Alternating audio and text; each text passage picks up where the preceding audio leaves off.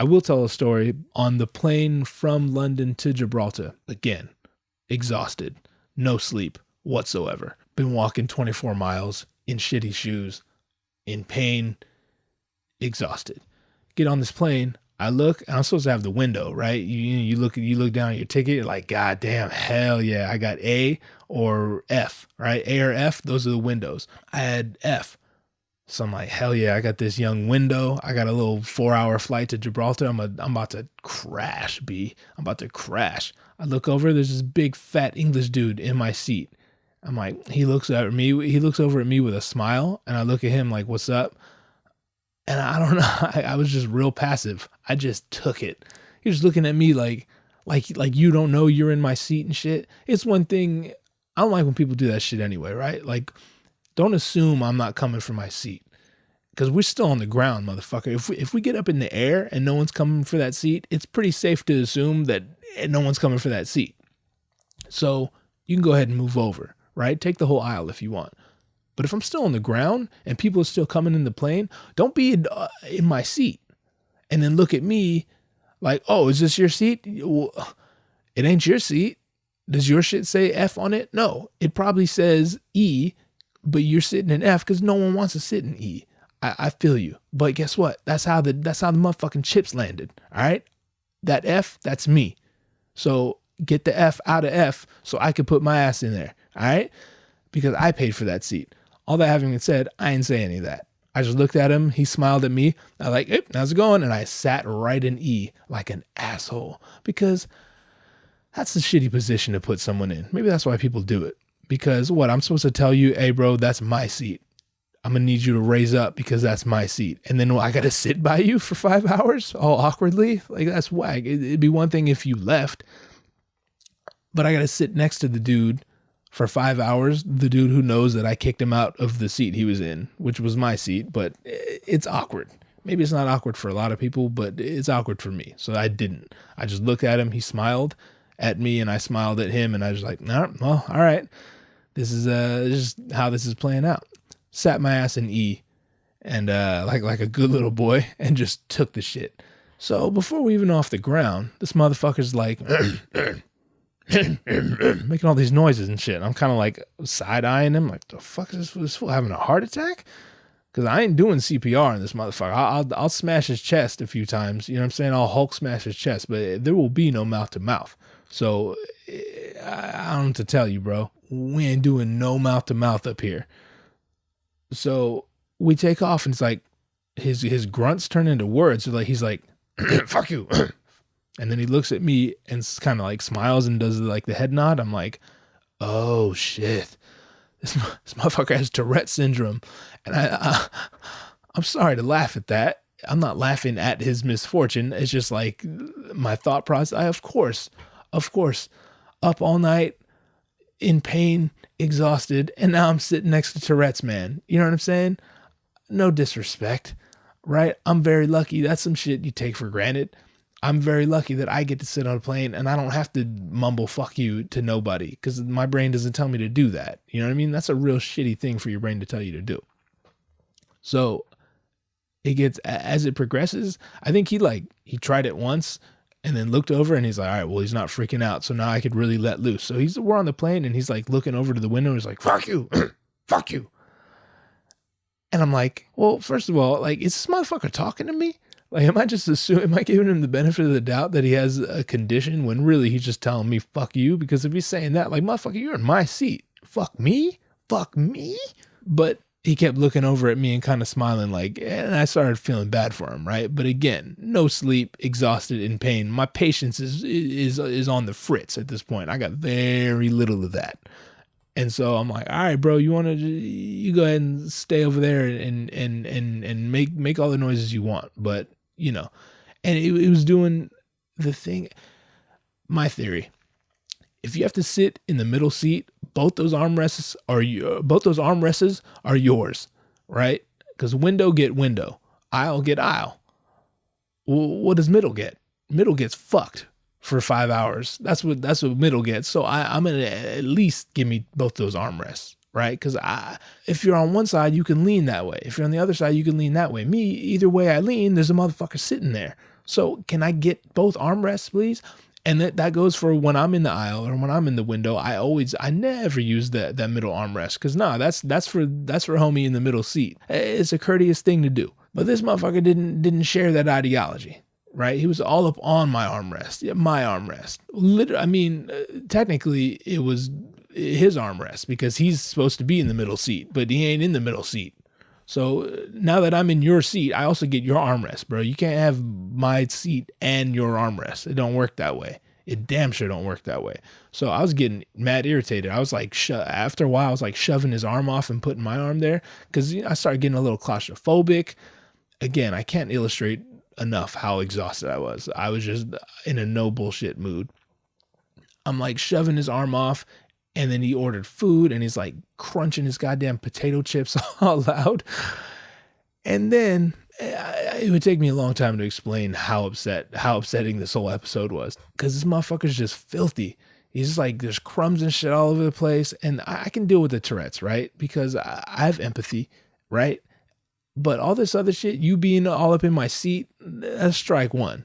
Tourette's isn't a strike, right? That's fine. I'm not going to hold that against you, bro. The armrest, that's 2 strikes right there. That's 2 strikes. So you're already struck out, bro. And now you're going to put crumbs and shit all over the place. You're going to crunch your potato chips all you're going to crunch your chips all loud. Why is potato chip such a fucking funny word? I never say, who says potato chips? People say chips.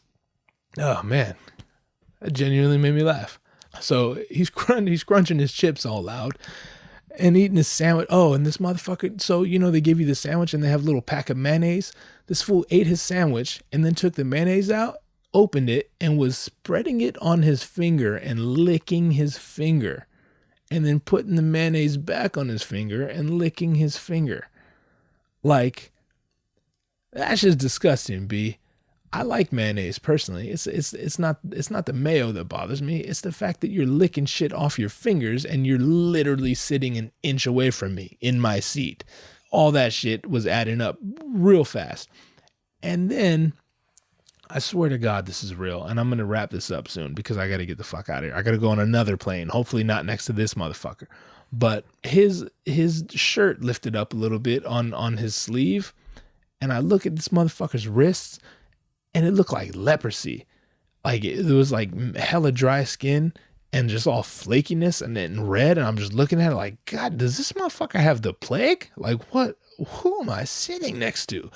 Is this motherfucker turning into one of those zombies in I Am Legend and shit? And it was just like mad dry skin. And then I look at the tray table. I'm like, oh, those aren't crumbs. That's motherfucking flakes of skin. That's what that is. All of a sudden, I wish it was crumbs. I was just complaining about the crumbs. I wish to God they were crumbs, but they're crumbs of bread. They're crumbs of body. They're his crumbs. And I was like, yo, how long is this flight, G? Because I'm about to pop. I'm about to go off. And then it's hard even to talk about this. Well, first of all, the whole time I'm sitting next to on my left is my homie that I'm traveling with, and he's like, yo, is this fool talking to you? I'm like, nah, bro, this motherfucker's talking, but it ain't to nobody. And then of course he laughs. He's laughing his ass off. I'm like, yeah, it's hilarious. Thanks. And so after I notice his skin's coming off his arms, I look, he does the fuck you thing again. And I look over at him because my patience are gone at this point. And I want to look at him like I'm just dying for this motherfucker to say something. I wouldn't like punch him in the face, but I'd be like, bro, I at least need you to acknowledge that you're in my seat, right? All this other shit would be fine without you being in my seat, right? And you being in my seat would be fine without all this other shit. But you can't be in my seat and do all this other shit. You're asking for way too much from me, dog. I'm a nice dude. I'm a patient guy. But God, everyone got their limits. I look over at him and I look at my shoulder and there's dust all over my shoulder.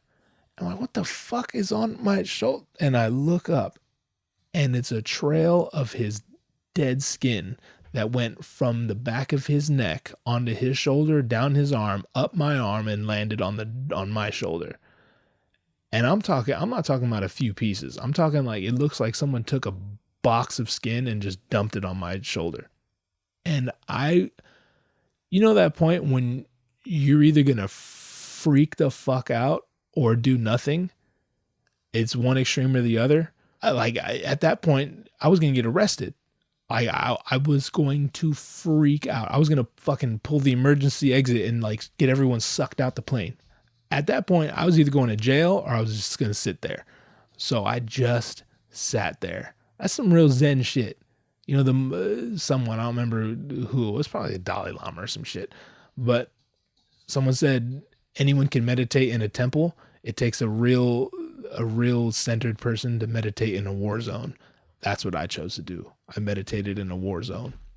I was like, okay, I accept that.